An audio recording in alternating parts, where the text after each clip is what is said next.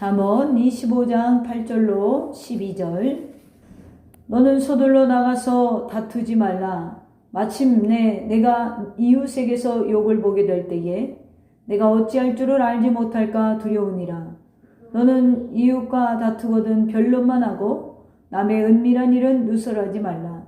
듣는 자가 너를 꾸짖을 터이요 또 내게 대한 악평이 내게서 떠나지 아니할까 두려우니라. 경호에 합당한 말은 아로 새긴 은쟁반의 금사관이라. 슬기로운 자의 책망은 청종하는 귀의 금고리와 정금 장식이니라. 아멘. 오늘 하나님 말씀의 제목은 말이라는 제목으로 저와 여러분이 은혜를 나누겠습니다. 벌써 4월의 마지막 주일이죠. 온 세계가 코로나 바이러스로 인해서 가족이 집안에서 갖는 시간이 많아졌어요. 될 수 있으면 외출을 자제하고 집안에서 있고 또 직장도 무급으로 쉬는 분들도 있고 또 유급으로 쉬는 분들도 있고 그러다 보니까 집안 온 식구가 모여서 일주일에 한 번 저녁 식사하기도 힘든 가정들이 일주일 내내 삼시세끼를 해먹고 아이들이 또 맨날 나가서 놀다가 집안에서 뛰어놀다 보니까 굉장히 스트레스들을 많이 받는다고 하더라고요. 그런데 이 현상으로 올라간 것이 있습니다. 그것이 무엇인 줄 아십니까? 바로 이혼율이 올라갔답니다. 2, 3개월도 같이 있지 못하고 싸움이 나고 이혼을 하고 이런 현상이 많아졌다고 해서 참 마음이 아팠어요. 그러면서 제가 오늘 이제 다음 주면은 가정의 달의 시작이죠. 우리가 가정의 달을 앞두고 우리가 어떤 자세로 살아가야 이렇게 상처받는 일들이 없을까? 그래서 저는 오늘 말에 대해서 생각해 보려고 합니다. 가족 간에, 친구 간에, 이웃 간에 상처를 내고 마음을 가르는, 분리시키는 첫 번째가 여러분 무엇이냐면 바로 이 언어라는 거예요. 말이라는 것이죠. 말. 그래서 말에 대해서 오늘 우리가 깊이 좀 생각해 보자는 것입니다. 5월은 가정의 달이죠.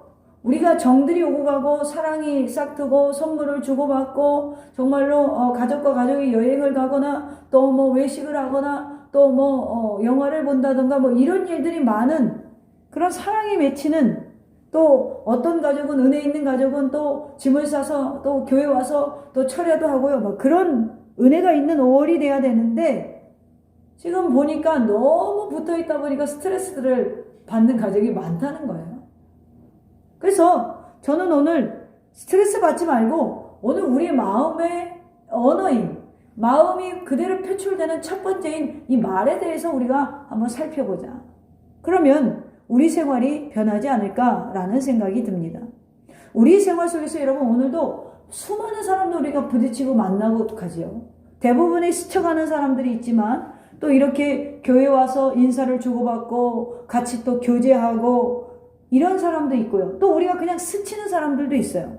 저는 개인적으로 제일 어색할 때가 언제냐면 여러분 엘리베이터 타면 어쩔 땐 2명이 타고 어쩔 땐 3명이 타잖아요. 어쩔 때는 혼자 올라갔으면 할 때가 있어요. 제가. 왜냐면 제가 처음 만나는 사람이랑 이게 낯가림이 있는 편이에요. 그래서 거기서 누굴 턱 만나면 참 어색해요. 인사를 해야 되는데 입이 안 떨어질 때가 많다는 것이죠. 그런데 어떤 분이 안녕하세요. 반갑습니다. 먼저 하면 기분이 좋잖아요. 대부분 어색해서 침묵으로 그 시간을 보내지만 어떤 분은 이렇더라고요. 안녕하세요. 맨날 만나면 그래요. 안녕하세요. 날씨가 많이 따뜻해졌죠? 올라가세요. 이러면서 기쁨으로 엘리베이터 안에서 헤어져요. 제가 그걸 보고 참 저런 인사를 받으니까 처음 보는 사람한테 저런 인사를 받으니까 기분이 좋구나. 그래서 그 뒤로는 제가 청소하는 어르신을 만나거나 엘리베이터에서 누구를 만나면 안녕하세요 라고 인사를 하고 산책을 하다가 저 반대편에서 오는 사람이랑 마주쳐도 안녕하세요 인사를 해요. 그분도 저의 인사로 인해서 기분 좋은 하루가 시작되지 않겠습니까? 여러분 이렇게 우리가 마음을 열고 친절하게 대한다면 서로가 기분이 좋아지지 상처받을 일이 없다는 거예요. 독일 속담에 이런 말이 있습니다. 축복은 입술을 타고 들어오기도 하고 나가기도 한다. 축복은 입술을 타고 들어오기도 하고 나가기도 한다. 우리 한마디 말이 축복이 되어 돌아오기도 하고요. 빠져나가기도 한다는 것입니다. 오늘 본문 말씀에 있는 것처럼 경우에 합당한 말을 은쟁반에 올려놓은 금사과와 같고 귀에 금고리와 정금장식과도 같다고 이야기하고 있습니다. 이 말씀을 생각하면서 우리 더샘교회 성도들이 신앙에 성숙한 말을 하는 성도들이 되기를 간절히 소망합니다. 오늘 본문은 성도의 언어 생활에 필요한 황금과 같은 가르침이에요. 누구에게나 말은 중요하지만 성도의 신앙생활과 언어는 굉장히 관계가 있습니다. 데이라는 사람은 말하기 전에 꼭 3가지를 먼저 생각해라 라고 했어요. 첫째는 그것이 사실인가? 둘째는 그것은 꼭 필요한 내용인가? 셋째는 그것은 친절한 말인가? 자, 말하기 전에 생각하라는 거예요. 지금 당신이 하려고 하는 말이 진짜입니까? 지금 당신이 하려고 하는 말이 꼭 이 상황에 필요한 말입니까? 지금 당신이 하려고 하는 말에 정말 친절함이 있습니까? 이걸 먼저 생각하고 말한다면 여러분, 우리가 말로 인해서 다른 사람을 상처 주거나 다른 사람에게 피해 입힐 일이 전혀 없다는 것입니다. 오늘 봉독한 본문은 성도의 언어 생활에 덕이 되는 몇 가지를 가르쳐주고 있는데, 서둘러 나가서 다투지 마라. 다툴 때라도 변론만 하고 비밀은 노설하지 말아라. 그리고 경우에 합당한 말을 하라. 경우에 합당한 말은 아로 새긴 은쟁반의 금상어와 같다. 우리가 늘 사랑스러운 표정으로 축복하는 말로 서로를 존경하는 인사로 1년 내내 지낼 수 있다면 여러분 얼마나 좋겠어요. 얼마나 좋겠어요. 은쟁반의 금상어 같은 말로 복된 삶을 이루시기를 간절히 소망합니다. 그래서 5월 가정의 달을 이제 내 언어가 회복되어지면 가정의 사랑이 회복되어져요. 아멘입니까? 여러분, 우리 가정은 왜 이렇게 사랑이 없지라고 하지 말고 내가 먼저 변하시면 돼요. 아멘? 내가 먼저 변하면 여러분의 가정도, 여러분의 직장도, 여러분의 사업장에도 사랑이 꼽힌다는 거예요. 그래서 5월의 가정의 달을 주님의 사랑으로 회복이 되어져서 여러분의 가정과 또 우리 더샘교회 모든 지체들에게 그리스도의 충만한 축복이 임하기를 간절히 소망합니다. 그러면 오늘 본문의 중심에서 말이라는 제목으로 이 말씀 가운데 큰 은혜가 있기를 축원합니다. 첫째로 본문의 가르침 첫 번째는 서둘러 나가서 다투지 말아라. 8절에 보면 너는 서둘러 나가서 다투지 말라. 서둘러 나가서 다투지 말라. 마침내 내가 이웃에게 욕을 보이게 될 때에 내가 어찌할 줄을 알지 못할까 두려우니라. 이 말씀 중에 다투고 있는 것은 서둘러, 즉 급한 마음의 문제점이 다툼의 문제점으로 키워진다는 거예요. 급한 마음은 성도의 언어 생활에 큰 실수를 일으켜요. 성격이 급한 사람들이 많이 있죠. 저도 급한 사람 중에 하나예요. 그래서 실수를 해요. 제가 한 1년 전에 이렇게 비보 좌회전을 하게 되면 횡단보도를 이렇게 지나가게 되잖아요. 이렇게 지나가는데 술 취하신 분이 횡단보도를 지나가다가 제 차 뒤를 빵 찬 거예요. 제가 운전하다 얼마나 깜짝 놀랐겠어요. 그래가지고 벌금 대낮에 그래가지고 차를 옆에다 붙이고 무슨 일인가 이렇게 밖을 이렇게 한번 봤어요. 그랬더니 술 취하신 분이 저쪽에서 걸어오면서 막 욕을 하는 거예요, 저한테. 근데 이제 저도 한 성격 하잖아요. 그걸 참아야 되는데 창문을 이렇게 내리고 저도 열받아가지고 대낮부터 낮술을 하셨으면 곱게 해서 드시라고 그랬어요. 그랬더니 이분이 막 화가 나가지고 싸우자고 덤비는 거예요. 만약에 제가 거기에서 그냥 여러분 우리가 똥이 무서워서 피합니까? 그냥 피해야 되는데 거기서 바른 소리를 또 제가 했잖아요.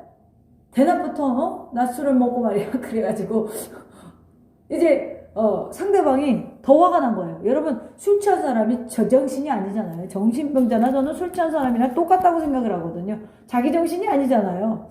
근데 이제 제가 그 바른 말을 한 사람이 바른 말을 했다고 그 사람이 그 바른 말을 알아듣겠냐고요. 못 알아듣죠. 싸우자고 덤비는 거예요. 그때요 제가 땀이 나더라고. 왜 땀이 났냐면, 이거 목사가 돼갖고 싸우게 생겼잖아요, 지금.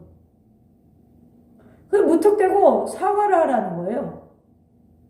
그래서 제가 어떻게 얘기했어요? 거기서 싸울 것이냐, 아니면은 그냥 져줄 것이냐 고민을 하다가 제가 그냥 죄송합니다 그리고 왔어요. 그런데도 와가지고 제가 분이 안 풀리더라고요. 싸웠어야 되는데 사람들 이목 때문에 죄송하다고 왔죠. 자, 지금 제가 이 이야기를 하고 싶은 거예요. 그 상황에서 제가 분명히 사람이 안 건너는 걸 보고 비보호를 했지만 그래도 그 술 취한 사람이 제가 보기에는 시비를 걸려고 한 거예요. 우리가 생각할 수 있는 건 제가 항상 하는 말이죠. 테스트가 왔구나. 시험이 딱 왔구나. 라고 생각을 하고 그냥 넘어갔어야 되는데 거기에서 제가 또 까칠한 이야기를 했기 때문에 싸움이 잘못하면 날 뻔했죠. 왜 그래요? 성격이 급하면 생각을 안 해요. 그쵸? 여러분들은 성격이 안 급하신가요? 성격이 급한 사람들은 말하기 전에 생각을 잘 안 해요. 그렇기 때문에 실수를 하는 거예요. 그래서 오늘 본문에서 말하는 게 뭐냐면 서둘러 나가서 다투지 말아라. 이 말은 뭐예요? 너의 그 급한 마음이 다툼으로 간다는 거예요. 그러니까 분명히 서두름에서 끝났는데 내가 급함에서 끝났는데 결론은 어디까지 일이 커지냐면 싸움까지 난다는 거예요. 다툼까지 일어난다는 거예요. 그런데 성경을 볼수록요, 저 자신이요, 느긋해짐을 알게 돼요. 그게 왜 그러냐면 제 급한 성격 때문에 실수하는 걸 깨달았기 때문에 그래요. 급한 사람들이 대부분 실수를 많이 해요. 무슨 말 한마디만 들어도 참지 못하는 사람들이 있습니다. 사람들의 성격을 되게 다혈질, 우울질, 담즙질, 점액질로 구분을 하는데 주로 다혈질이요, 가장 성격이 급해요. 다혈질의 사람은 어떤 자극이 주어지면 급하게 반응을 합니다. 그 반응이 오래가지 않는 것이 보통이에요. 그리고 이런 부류의 성격을 가진 사람들이 뭐라고 그러냐면 나는 뒤끝 없어 그래요. 여러분 왜 뒤끝이 없어요? 급하게 부릴 것 다 부렸잖아요. 혈기 부릴 거 부리고 화낼 거 다 부리고 집어던질 거 다 집어던지고 상대방은 이미 가슴이 너덜너덜해졌는데 나는 뒤끝 없어 이래요. 그러면 이런 다혈질이 가장 소심한 점액질과 만났을 때, 점액질은 말을 못하거든요. 그렇게 만났을 때 뭐예요? 지금 이미 우리 가정에서 언어로 인해서 마음의 상처가 있다는 거예요. 그러니까 점액질의 가장 소심한 성격은 대범해지려고 노력을 해야 되고, 다혈질, 가장 외향적인 성격은 좀 이렇게 우리가 모든 걸 깔아앉히려고 노력할 때 그 가정의 연합이 잘 된다는 것입니다. 흔히 사람들은 성질 부릴 때가 다 나서 뭐라 그러냐면, 저도 이거 설교 좀 여다가 혼자 막 웃었어요. 왜 웃었냐면, 나 원래 그러니까 왜 건드려? 이 소리를 저도 잘하거든요. 나 원래 그런 사람이야. 여러분 원래 그런 건 나쁜 거잖아요. 근데 왜 건드려? 나 안 건드리면 화를 안 내. 대부분의 다혈질들이 그렇게 말을 해요.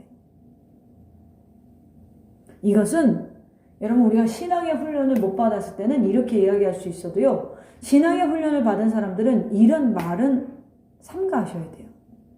여러분의 가정에서는 이런 언어가 오고 가지 않습니까?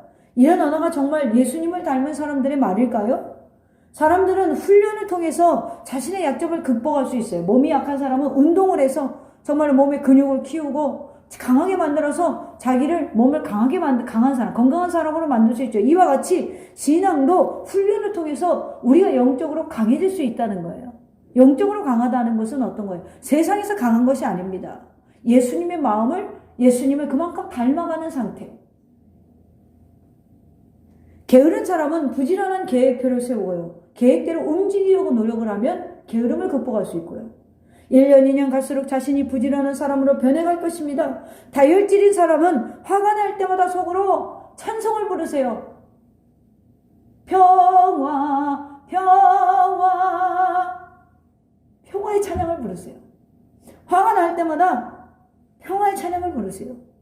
결국 화를 밖으로 표출하지 못하게 될 것입니다. 유한 사람으로 변할 거예요. 그렇게 훈련이 중요한 것입니다.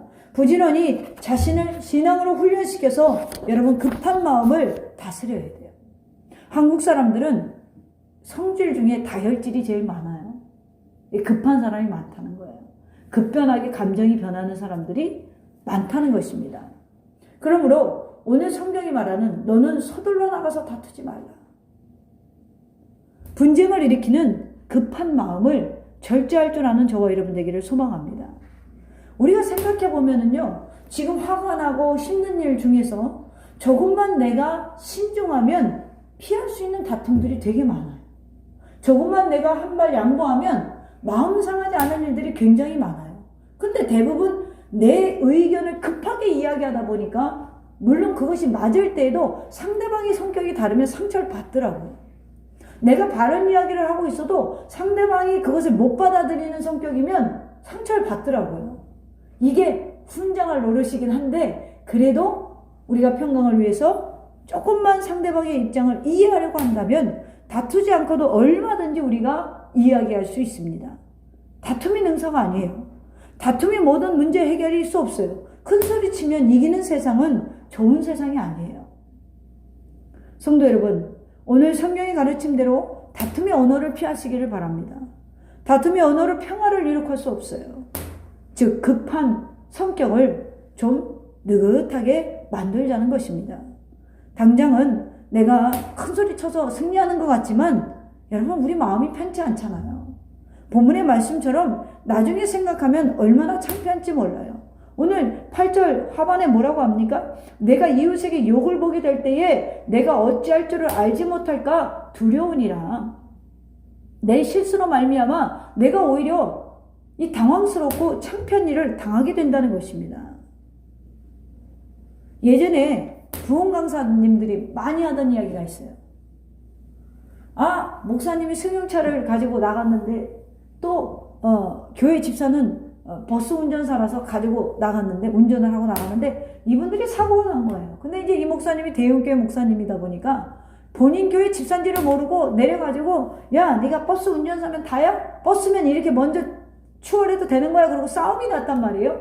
근데 이 집사님은 담임 목사님은 이 집사님을 몰라도 이 집사님은 담임 목사님 얼굴을 알잖아요. 그 내려다 싸우다 보니까 목사님이 목사님 어느 교회 목사님 아니세요? 저 무슨 교육 아무개 집사예요. 얼마나 여러분 이것 때문에 그 목사님이 추후에도 승질 들어온 사람이라고 낙인이 찍혔겠어요. 그러니까 우리가 여러분 세상에서 큰 소리 친다고 사람들이 이길지 몰라도 우리 그리스도인들은 그렇게 싸우는 것은 수준이 낮은 거예요. 그리스도의 마음으로. 주님은 그러잖아요. 악을 악으로 갚지 말고 악을 선으로 이기라고 하셨어요. 저와 여러분에게 그런 마음이 있기를 간절히 소망합니다. 그래서 5월에 여러분의 가정의 달에 여러분의 가정에 어느 해보다도 2020년 5월은 사랑이 꽃피기를 간절히 축원합니다. 두 번째로 오늘 본문에서 가르치는 말은 변론은 안 해 비밀은 누설하지 말아라 그래요. 9절에 한번 볼까요? 너는 이웃과 다투거든 변론만 하고 남의 은밀한 일은 누설하지 말라라고 합니다. 여기서 변론은 다툼의 언어가 아니라 조리 있게 자신의 입장을 의견을 말하는 거예요. 논쟁을 한다는 것이죠. 다툼의 언어가 아닙니다. 얼마든지 우리가 토론할 수 있어요. 좋게 회의할 수 있고 가정끼리도 서로 의논할 수 있어요. 이런 이야기를 하는 거예요. 그리고 토론은 하되 남의 비밀은 누설하지 말라는 거예요. 상대방의 비밀은 누설하지 말라는 것입니다. 그런데 우리 한국 사람들이 대부분 이 회의 문화, 토론 문화가 발달하지 못했어요. 우리가 상대방의 생각을 읽으려면요, 상대방의 말을 들어야 돼요. 그런데 대부분 저 주위의 사람들도 보면 서로가 자신의 의견이 옳다고 주장을 하지만 다른 사람 의견을 잘 안 듣더라고요. 거기에서 여러분 다툼이 나는 거예요. 아무리 날아가는 새도 떨어뜨리는 은사가 있다고 해도 남의 말을 자르고 남의 말을 경청하지 못하는 사람은 저는 신앙이 성숙하지 못했다고 생각해요. 왜냐하면 상대방의 이야기보다는 내가 할 말만 먼저 생각하는 사람이기 때문에 지금 내가 할 말만 준비하고 있는 거예요. 그쵸? 그러니까 남의 말을 자르고 자기 얘기를 하는 거예요. 내가 할 말, 내가 하고 싶은 말을 계속 머릿속에서 생각하고 있는 거예요. 그런 사람이 상대방 말이 들어오겠어요? 안 들어와요. 본문에서 변론만 하라는 말이고 토론 문화를 발전시키라는 거예요. 즉 자신의 입장과 의견을 설명하되 다른 사람의 의견도 존중해야 된다는 것입니다. 자신의 말만 옳다고 고집 부리는 것은 여러분 좋지 않아요. 그리고 더욱 중요한 것은 다른 사람의 비밀을 누설하지 말라고 오늘 가르치고 있어요. 변론 과정에서 알게 되었던, 다른 일로 알게 되었던 다른 사람의 비밀을 누설해서는 안 돼요. 상담학 중에서 상담자의 기본 덕이 바로 이것이에요. 내담자와 한 이야기는 발설하지 않는다. 상담을 통해서도 비밀을 알 수 있게 되죠. 그래서 목회자들이 신앙이 성숙하지 못하면 내가 상담받는 걸 다 비밀을 다 밝혀내요.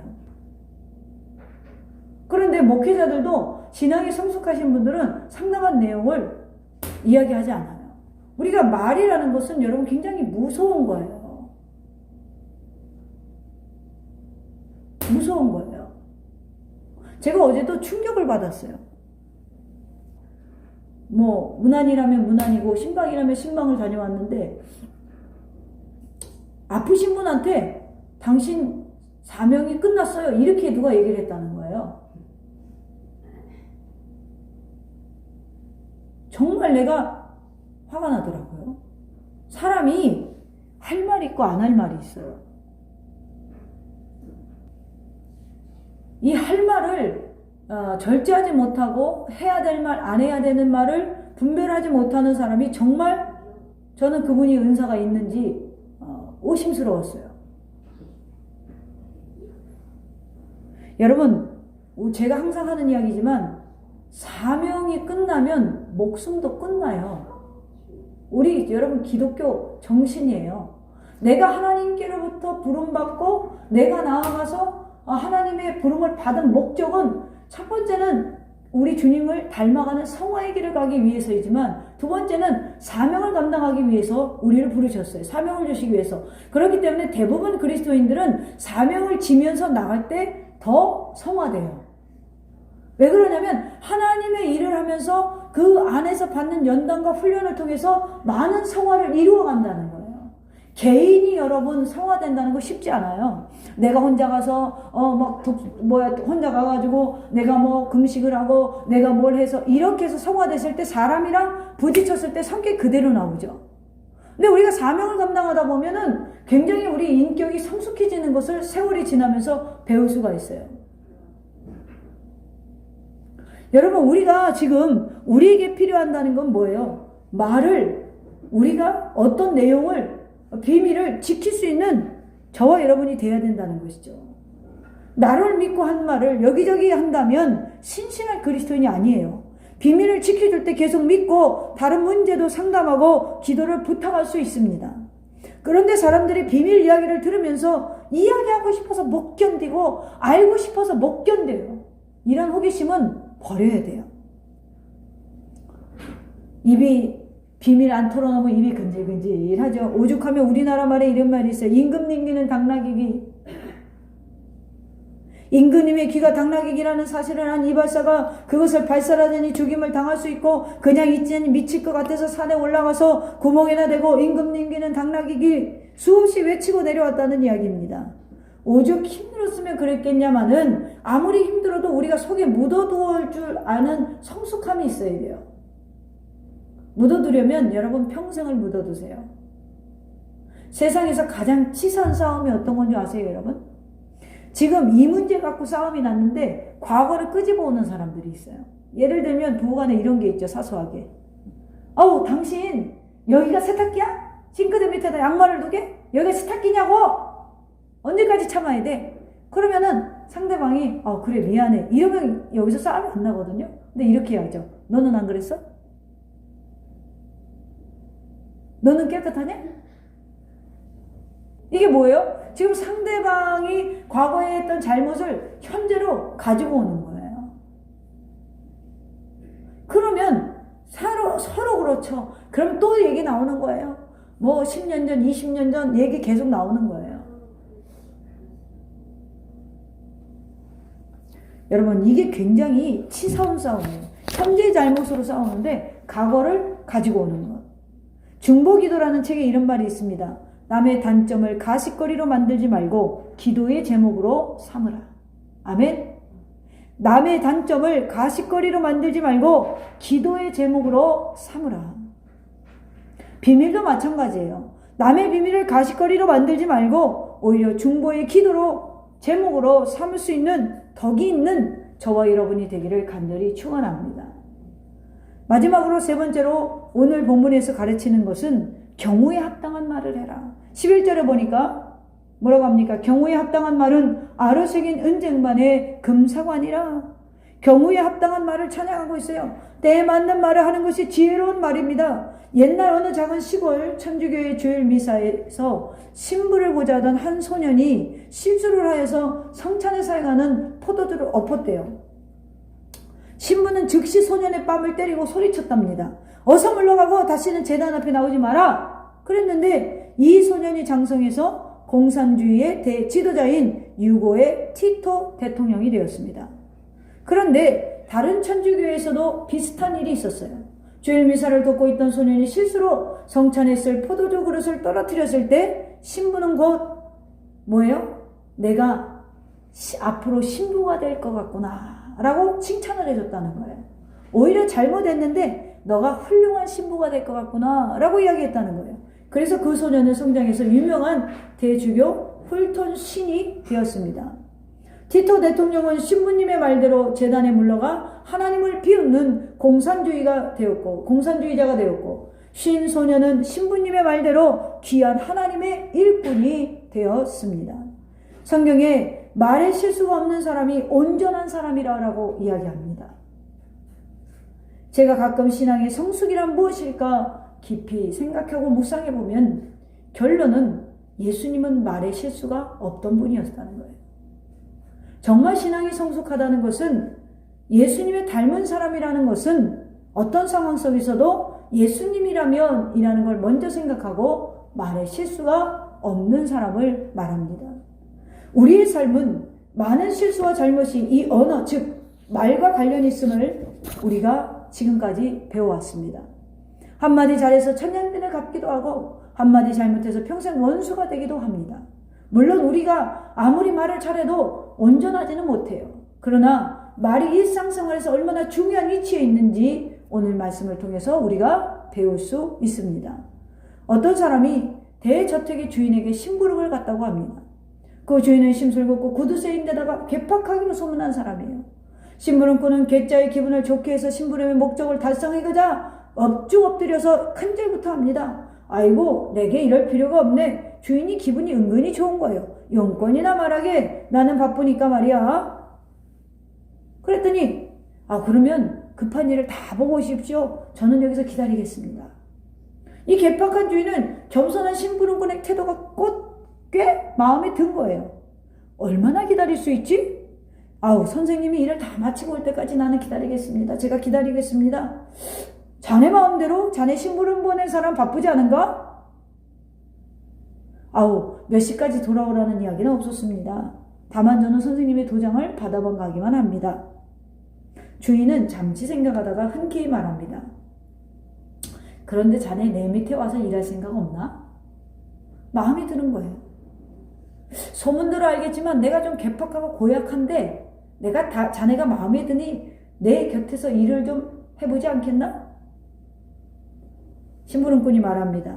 고맙기 그지없는 말씀입니다. 그러나 답변을 드리기 전에 저는 이 일부터 처리하고 답변을 드리겠습니다.